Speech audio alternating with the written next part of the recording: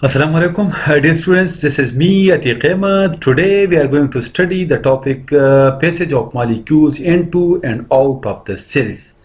This is the continuation of the previous lecture. In the previous lecture, we have started the passage of molecules into and out of the cells, and we have studied several processes through which the molecules enter and exit the cells. We have already studied the diffusion process, we have studied the facilitated diffusion, we have also studied the osmosis process, etc.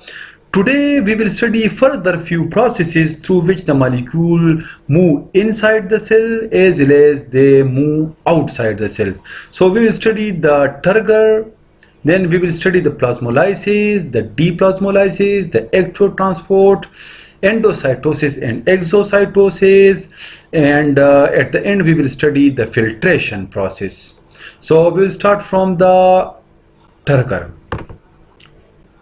Now, whenever a plant cell is surrounded by water or hypotonic solution, hypotonic is that solution which have low concentration of solute and higher concentration of solvents. So, whenever a plant cell is surrounded by a pure water or a hypotonic solution, low concentration of solute is in extracellular fluids. So, what will happen? Because outside the cell, the solute is less and the solvent is higher, so the solvent is basically the water. So the water will tend to move first inside the cell and then it will move inside the vacuole, the central vacuole which is found in the plants. So as a result, the vacuole will increase in size, it will swell up, so the cytoplasm will be pressed firmly against the interior of cell wall, which will expand a little. Because it is plant cell, if suppose it is an animal cell, so there is a possibility, there is chances that due to swelling the cell membrane will rupture and the cell will be destroyed. But it is plant cell, so due to strong cell wall, the plant cell does not rupture because the cell wall is strong. But instead what will happen? The cell wall will become further rigid. In this condition, the outward pressure on the cell wall exerted by the internal water is known as turgor pressure. And this process, this phenomena is known as turgor. We will move towards the other process, plasmolysis. Plasmolysis is basically the shrinkage of protoplasm, cytoplasm of a plant cell as a result of loss of water from the cell. Now, whenever a plant cell is placed in a hypertonic environment, hypertonic is that environment in which there is high solute concentration and low solvent concentration. So whenever a plant cell is placed in a hypertonic environment or in a hypertonic solution, so a plant cell loses water. Because in the outside environment, the solution is hypertonic, mean there is high solute and less solvent. So inside the cell, the case is reverse. There is less solute and more solvent. As a result, the plant cell will lose the water. The water will move out of the cell through the process of osmosis. And as a result, the cytoplasm will shrink. The shrinkage of cytoplasm is called plasmolysis. Now, deplasmolysis is the opposite case of the plasmolysis. It is the swelling process. Whenever the plasmolyzed cells, which is already shrunken, whenever it is placed in a hypotonic solution, a solution which have less solute and more solvent, so what will happen? Because outside there is more solvent, so the solvent means the water will move from the outside into the cell, and as a result the cell will become turgid, hard, and it will restore its original hard state. Now another process is ectotransport. Ectotransport is basically the movement of molecules from an area of lower concentration to an area of higher concentration with the use of energy, ATP. This is the process through which molecules are moved against a concentration gradient from lower to higher. and for that purpose energy is consumed. In this process, carrier proteins of cell membrane use energy to move molecules against the concentration gradient, lower to higher concentration. For example, the membranes of nerve cells have carrier protein in the form of sodium potassium pump.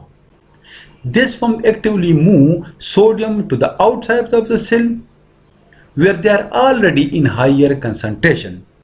Similarly, this pump moves potassium from outside to inside the cell where they are in higher concentration. Now here the sodium and potassium ions are moved against the concentration gradient. Against the concentration gradient means from lower to higher through the use of energy. Diagrammatically we will observe these processes here. Now plasmolysis and deplasmolysis. This is plasmolysis. Whenever the water is lost, first the water will be lost from the vacuole, then the water will be lost from the cytoplasm. As a result, the cytoplasm becomes shrunken. Here this is deplasmolysis. The water is gained by the cell.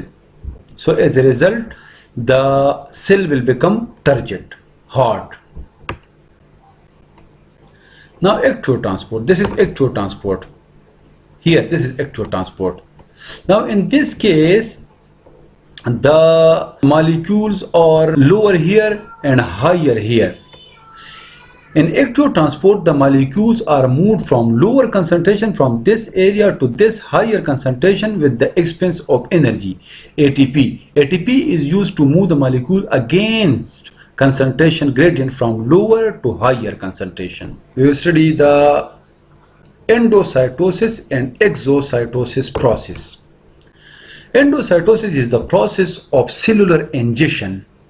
Ingestion means bringing into the cell of bulky materials such as macromolecules, proteins, fats, carbohydrates, etc., large particles, and even small cells by enfolding of cell membrane. Endocytosis is basically the process through which cells bring in various materials. Bulky materials, for example, such as macromolecules means big molecules like proteins, fats, carbohydrates, large particles, and even small cells are brought in by enfolding of cell membrane. This process basically occurs in the protists, the amoeba, the paramecium, etc., etc., because they live in water. For example, amoeba brought in various food material through the process of endocytosis. They enfold the cell membrane around the food particle in the water and then slowly and gradually bring that particle inside the cell. Diagrammatically it is shown here endocytosis. Suppose these are food molecules, so or any other molecules, so the cell will bring these molecules in. It will form this enfolding and the molecules will be trapped here. Then in the next step it will become this way.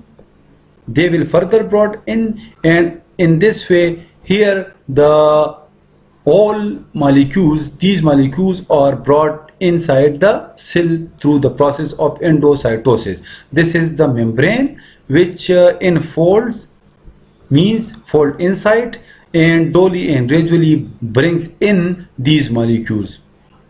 So in this way, step by step, they will brought in the molecules.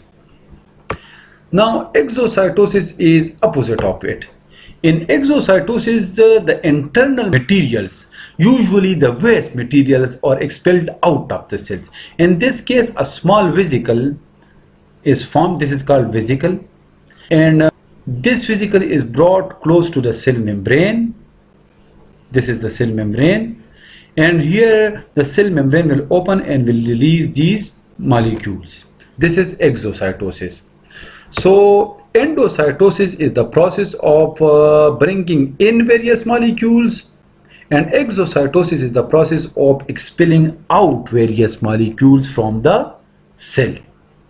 The Two forms of endocytosis are phagocytosis. Phagocytosis is known as cellular eating. In phagocytosis, solid molecules are brought inside the cell. While the other process, that is the pinocytosis, this is the other form of the endocytosis. This is known as cellular drinking. So in phagocytosis, cell take in solid material, while in pinocytosis, cell takes in liquid in the form of droplets. So endocytosis is broadly the bringing in of molecules inside the cell. There are two types of endocytosis. One is known as phagocytosis, in which solid materials are brought in, while the other is known as pinocytosis, in which water droplets are brought inside the cell. Exocytosis we have studied in diagram. We will go through it. Exocytosis is the process through which bulky material is packed in vesicles and is excreted out of the cell. This process adds new membrane which replaces the part of cell membrane lost during exocytosis. Now again, diagrammatically it is here. This is the process of exocytosis. This is small vesicle in which the molecules are first enclosed, then it will come close to this cell membrane, and then the cell membrane will rupture and these molecules will be expelled out, and after expelling this membrane, this will become the part of this membrane.